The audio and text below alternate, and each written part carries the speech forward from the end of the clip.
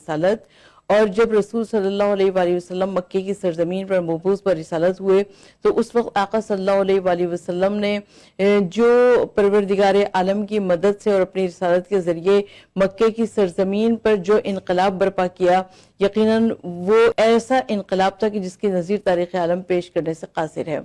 حضور نبی کریم صلی اللہ علیہ وآلہ وسلم کی آمد سے قبل ہی عربوں کی جو سب سے بڑی برائی تھی وہ یہ کہ وہ اپنی بیٹیوں کو پیدا ہوتے ہی زندہ دفن کر دیا کرتے تھے، اور سورہ نحل میں پروردگار عالم ارشاد فرما رہا ہے کہ تم لوگ یاد کرو اس وقت کو کہ جب تمہارے یہاں بیٹیاں پیدا ہوا کرتی تھی اور تمہارے چہرے رنج کے مارے سیاہ پڑ جایا کرتے تھے۔ تو حضور نبی کریم صلی اللہ علیہ وآلہ وسلم کی آمد سے قبل ہی جبکہ عرب کی سرزمین پر بیٹیوں کو زندہ دفن کیا جاتا تھا، حضور نبی کریم صلی اللہ علیہ وآلہ وسلم مبعوث برسالت ہوئے اور آقا صلی اللہ علیہ وآلہ وسلم نے نہ صرف یہ کہ اس قبیح رسم کا خاتمہ فرمایا، بلکہ حضور نبی کریم صلی اللہ علیہ وآلہ وسلم نے اپنی پیاری بیٹی فاطمہ زہرا کو وہ عزت و توقیر عطا فرمائی، وہ منزلت اور مرتبت عطا فرمایا کہ جس کی نظیر تاریخ عالم پیش کرنے سے قاصر ہے۔ شہزادی کونین جناب فاطمہ الزہرا سلام اللہ علیہا کو اللہ کے رسول صلی اللہ علیہ وآلہ وسلم جب کسی سفر پہ جایا کرتے تھے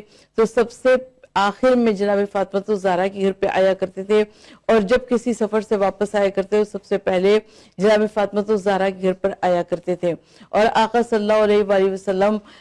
یوں در سیدہ پر کھڑے ہو کر سلام پیش کیا کرتے تھے کہ السلام علیکہ یا اہل البیت نبوت و معدن رسالت، یعنی تم اہل البیت نبوت ہو اور معدن رسالت ہو۔ اور آقا صلی اللہ علیہ وآلہ وسلم جب در سیدہ پر آیے تطہیر کا نزول ہوا تو کم از کم 8-9 مہینے کھڑے ہو کر حضور نبی کریم صلی اللہ علیہ وآلہ وسلم نے آیے تطہیر کی تلاوت کی تھی، یعنی حضور نبی کریم صلی اللہ علیہ وآلہ وسلم زمان حال سے سب کو یہ بتا رہے ہیں کہ وہ جو عرب کی ناگفتہ بے روایات تھیں وہ سب